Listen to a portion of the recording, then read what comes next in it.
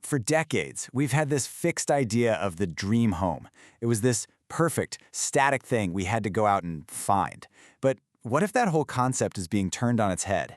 What if our homes are becoming less of a destination and more of a lifelong partner? So that's the big question, right?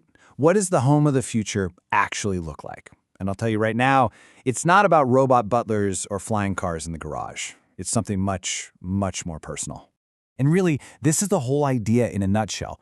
The future isn't about finding that one perfect house. It's about creating a home that is flexible, that's built for the long haul, and that can literally grow and change with us through every single chapter of our lives. So what's driving this huge shift in thinking? Well, it all starts with how we view our homes in the first place. We're staying in them longer, and that changes absolutely everything. And this number is at the very heart of this entire trend, 66%. New research from Houzz found that nearly 2/3 of us now plan to stay in our homes for 11 years or even longer. I mean, that's a serious commitment, and it means our homes have to work a whole lot harder for us. And this picture really gets to one of the biggest reasons why. We're seeing a massive rise in multi-generational living. It's not a fringe idea anymore. It's becoming the new normal. For all sorts of reasons, from economics to caregiving, families are coming back together under one roof. And that creates a whole new challenge, building a home that works for everyone, from grandkids to grandparents. So how in the world do you solve that puzzle? How are architects and designers creating a space that brings everyone together, but also gives each person their own little slice of privacy and independence? Well, a huge piece of the puzzle is this concept called aging in place. And let's be clear, this isn't about slapping on some grab bars when someone gets old. No, this is about being smart and proactive. Designing the home from day one to be safe, comfortable, and easy to use for anyone at any age.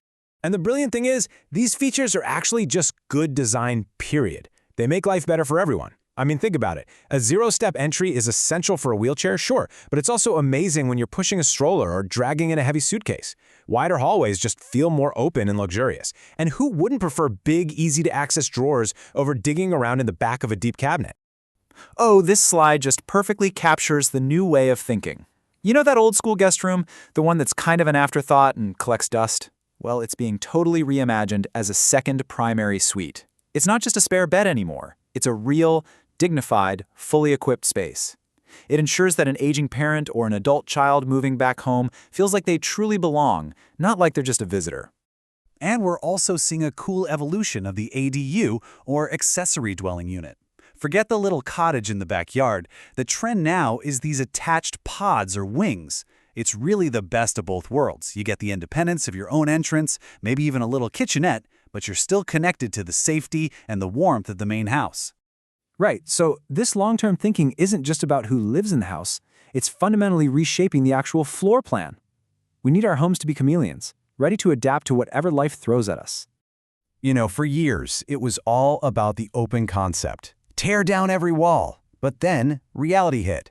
The rise of remote work and just having more people home at the same time made us realize we actually need some separation. We still want that bright, airy feeling, but we also desperately need our own zones for work, for focus, and for a little peace and quiet. So how do you get privacy without putting the walls back up? Architects are using these really clever tricks called soft boundaries. A beautiful glass partition can carve out an office space without blocking any light. Simply changing the flooring or the ceiling height can signal that you're moving from one room to another. It's all about creating distinct zones without sacrificing that feeling of openness.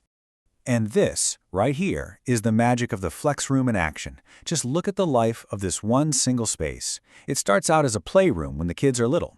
A few years later, it morphs into a study lounge for teenagers. Then, it becomes a home office. And finally, it's a hobby room for retirement. That is the definition of smart, future-proof design. Okay, so we've covered how the home functions. Now let's talk about how it feels. Because when you're going to live somewhere for the long haul, you want it to feel like you. I absolutely love this quote. It just nails the aesthetic shift we're seeing. The days of the sterile, perfect, looks like a magazine but nobody actually lives here home, they're over. Done.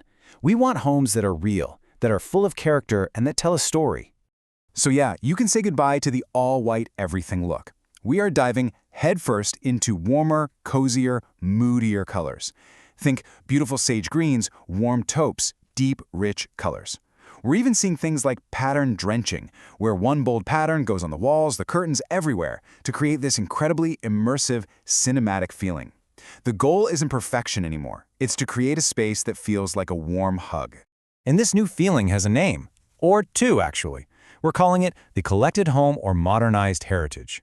And it's all about the mix. It's about taking that antique dresser you inherited from your grandma and putting it right next to a super modern sofa. It's about blending styles and eras to create a home that tells your unique story. Now, of course, a home that's designed to last a lifetime also has to be designed for the future. That means building in smart technology and sustainability, not as an afterthought, but as part of its core DNA. With energy costs being what they are, and with more people wanting to reduce their environmental footprint, this stuff has gone from a nice-to-have to a must-have. This is a huge deal in places like Florida, for example, where managing energy use is key. We're talking solar panels, high-performance windows, EV chargers in the garage. This isn't just about saving the planet, it's about saving money and making your home more resilient for the long run. And on the tech front, let's be real. Smart home tech is not a luxury item anymore. It's just the new standard. Things like controlling your lights from an app, smart locks, video doorbells, buyers across every generation now expect this level of convenience and security. It's the baseline. But the really exciting stuff, the next wave, is what we call invisible integration. This is where the tech just melts away into the design of the house itself. Imagine your wall itself becoming a high-end speaker, or having your giant TV completely disappear behind a piece of art when you're not using it. It's all the function with absolutely none of the ugly tech clutter. So this brings us all the way back to that first big idea. When you look at how our homes are changing, to embrace multiple generations, to flex with our lives, to show off our personalities, you have to ask the question, maybe the dream home isn't a place you go out and find anymore.